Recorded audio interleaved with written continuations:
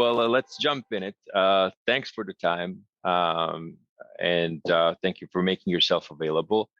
We managed to overcome the weather last time. I'm hopefully that it's better weather right now, and the internet connection is going to allow us a little bit more of a productive, streamlined communication.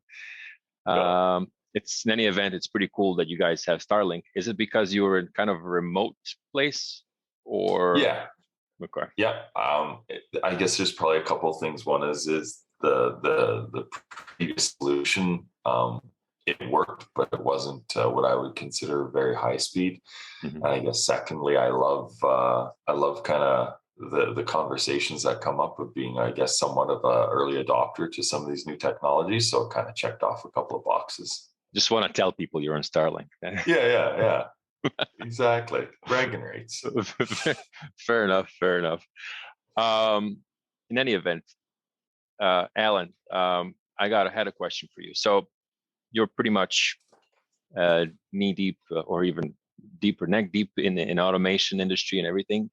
And automation has been with us for a long time, whereas the connectivity and interconnectedness of equipment and operators using them is somewhat in its adolescence. It's kind of new. And my question to you, in your experience, is how important is this move to a more connected ecosystem in the manufacturing industry in particular? Yeah. I guess time will tell, but I would say it's critical. I would say it's very critical. I'd be much happier working with a company that has that digital plan or has those intentions of moving more into the digital world. I'll kind of use maybe an analogy that I was just thinking of earlier, that when we saw companies that historically prior to the PC were all kept on ledgers, accountants were kept on ledgers, production was kept on, handwritten production notes, and someone would go around and collect those notes and those ledgers and sit in a room likely quarterly or something like that and try to make sense of it all and then reform a game plan for the next year or for the next quarter or whatever it is. And I believe that digitization essentially just takes all that from where it is today to the next level. But even further, I think things don't really evolve linear in these types of things. I think it's exponential as far as the opportunities to take advantage. And by moving to digitalization is just going to allow companies to make informed, accurate decisions sooner, and also involve more parties, not just internal, but if it's a global company, it's going to allow them to take advantage of maybe their purchasing power, their lessons learned, their targeted customers, and even their suppliers to share, specific information with suppliers and customers. So I just think it just opens up an absolute world of potential benefits for a customer that adopts a digital plan. Fair enough. In fact, yes, it opens us up to data not only from our production, but also on the other ends of the spectrum of the supply chain, right? And allows us to store it for longer times, access it and process it in unprecedented speeds, and find some insights, business insights that we were unaware of until now. Yeah, absolutely. You can go right from the front end of the company, if it has a sales department, to ordering of raw goods, to inventory, to you name it, shipping and receiving.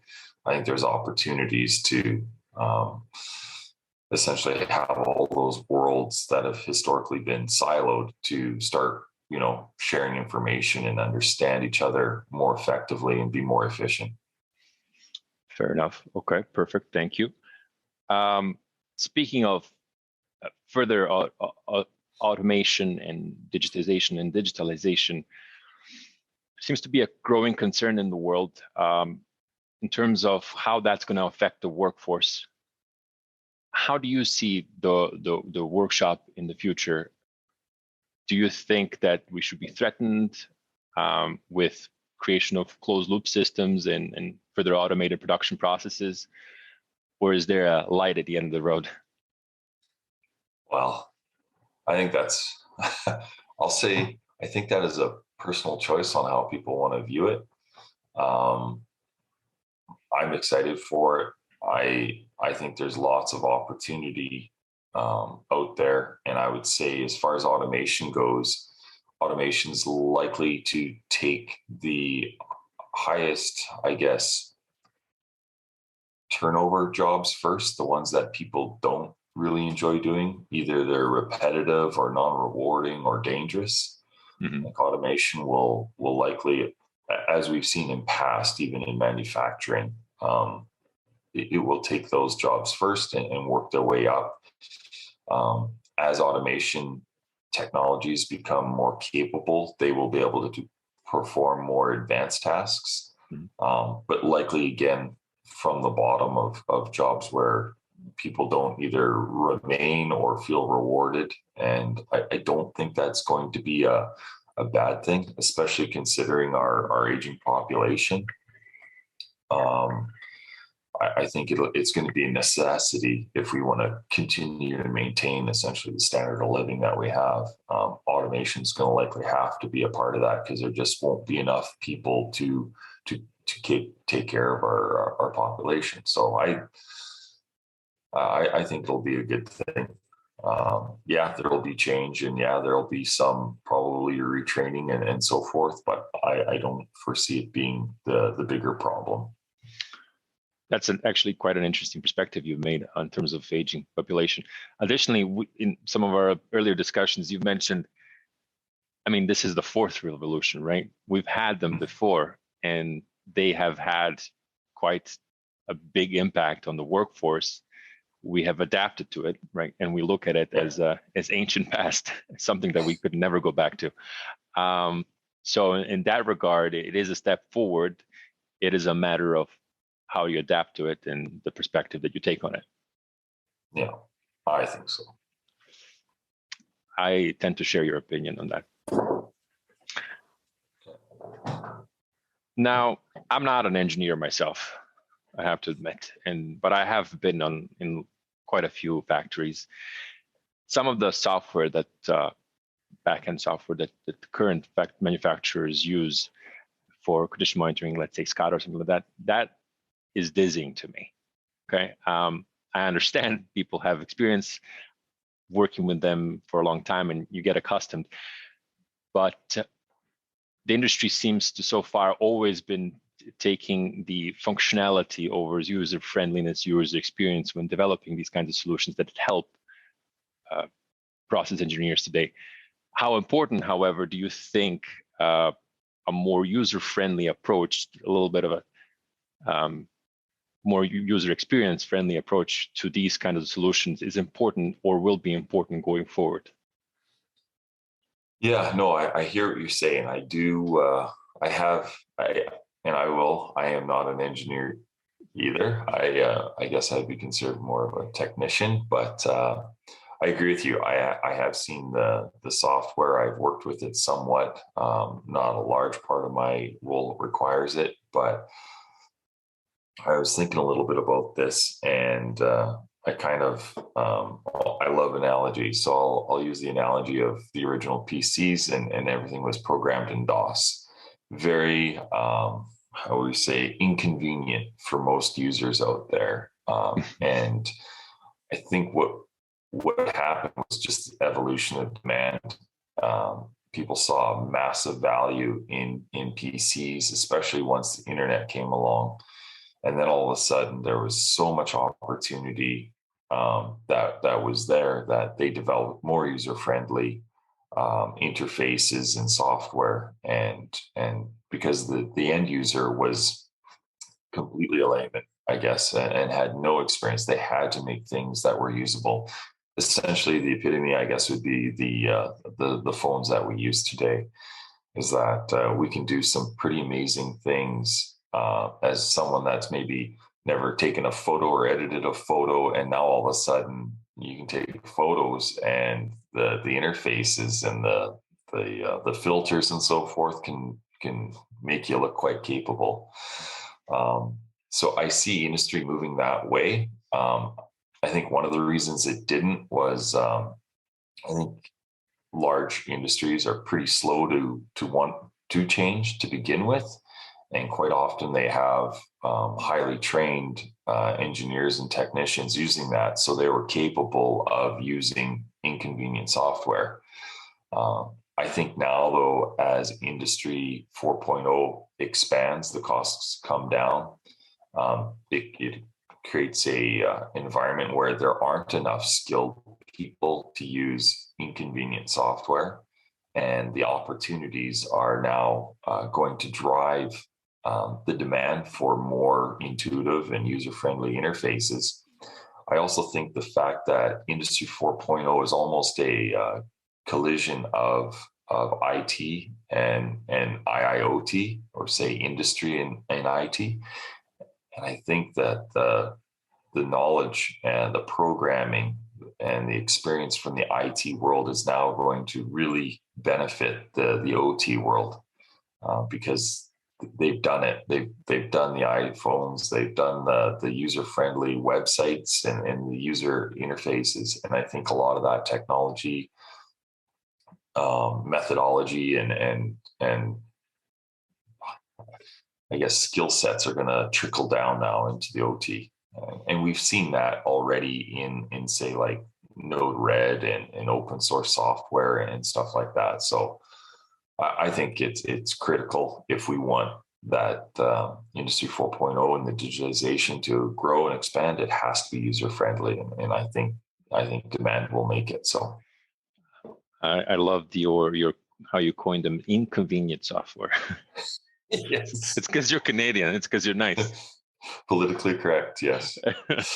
But yeah, the analogy, it's very close to home. Like there's plenty of messaging apps that you can download on your phone, but the world is really dominated by a very few because they're convenient, they're easy. Facebook took over MySpace, even though it seemed impossible at the time, because it was easier to use. It just had a few things and it's quite intuitive, if you will. Yeah. So yeah, that's good to know. Good to know. Let's bring some levity a little bit into the conversation, and ask you what is something really cool you witnessed recently in Industry 4.0. Yeah, I think, if I'm gonna pick one thing, it's got to be the latest and greatest and most exciting for me. And I think the, I guess, epitome of advancement right now that's kind of buzzing around would be Mr. Musk and his Tesla bot. Right. I believe he refers to it as Optimus, and yeah. The opportunity, Musk, yeah. It's an opportunity for all of us to geek out a little bit. Yeah, I mean that's kind of what's been in the sci-fi world since the 70s with Star Wars and stuff like that, is to have a bipedal robot that assists and does all the stuff that you don't want to do, kind of thing. And I think companies like Tesla have announced that is their focus for 2022, and they want to start production in 2023. So I think it's kind of a combination of automation that we've seen from other companies like Boston Dynamics. They've proven that it can be done as far as the mechanical aspect goes. I think then combined with the AI side that Tesla has been working on, essentially with their cars, and to take that brain from that car now that is really pushing the autonomous capabilities to places we haven't seen before, and combine that with a robot, that to me is probably the most exciting. And it's unbelievable that they're even talking about pre-production or production of these things within the next year or two. Yeah, it sounds very optimistic. I want to see if that's going to happen. Yeah, Elon has been optimistic to a fault in past, but whether it be either one, would be mind blowing to witness this kind of technology, honestly. Fair enough. Let me throw you a curveball because I watch sometimes podcasts with Elon and as a guest, obviously, and he is quite outspoken about his concerns about AI, right? Yeah. Taking over. Um, what what is your view on the, how should I put it, ethical adoption of AI capabilities, especially when they start kind of being integrated so well into our lives to such an extent, and an ever more increasing extent? Yeah. Have you given it thought? I mean, this is Oh, something that yeah. keeps me Yeah, at night. absolutely. I agree with you. I agree with the concerns. I think that, and I think we've already been witness to it with the way we're influenced on social media or even in our mainstream media. I do believe that there are likely AI at work. I mean, we see it when when we search something in a search engine, and then all of a sudden we see advertisements or news articles related to that. And so I think it's already at work. I think we've already seen it influence politics and the information that we absorb and repeat within our communities. So I think it's an absolute concern. I think it likely sheds light on Elon's acquisition of Twitter. I think that's partly somewhat involved. I think he wanted to try to maybe have a case where he can state that, AI is going to exist, but we have to watch it carefully. Mhm.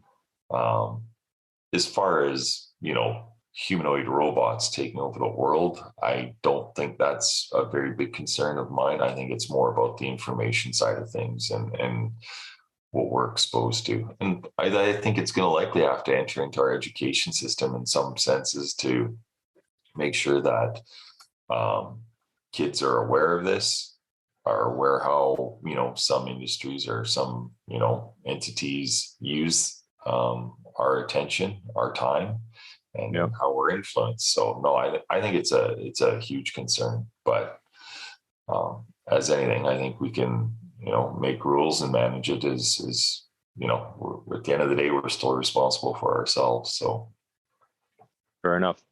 Well said. Well said. If I called you on a Sunday at 3 p.m., what would I be interrupting you in? it depends what you're wanting to do. But if it's to go have a beverage on a patio, I'd be yes. But no, typically my weekends I'd be found with I have three beautiful young girls and my wife, and we spend our weekends quite often checking out the latest either bakery or restaurant or greasy spoon to have a meal or spend some time. So yeah, that's usually what my weekends involve, is just spending time with family. Ever been in Europe? Because the I bakeries here in France, in the region, French-speaking Belgian region, blow your mind. I have to, and I have not been, but it is definitely a bucket list, is to travel more. And I think this last couple of years has just made the desire even higher. I'd love to. I mean, watching cooking shows is also a pretty popular pastime on the weekends here. So often taking place in places around Europe, whether it be France or Italy or Belgium. Yeah, it's definitely on the bucket list. Absolutely. If you're ever in the neighborhood, let us know. Would be happy to host you here. Maybe you can have actually sit down on the couch. Man, wouldn't that be something to actually have a cup of espresso with you there? That would Yeah, be awesome. I would definitely be reaching out if ever in the neighborhood, for sure. absolutely. Thank you. Thank you, Alan, for your time. Thank you for your thoughts. Thank you for the nuggets. Um, let's stay in touch. Appreciate it. Keep up the good work, and let's work on improving this industry. I'm flattered. Thank you very much, Philip, for the opportunity to speak to you. Absolutely. Cheers.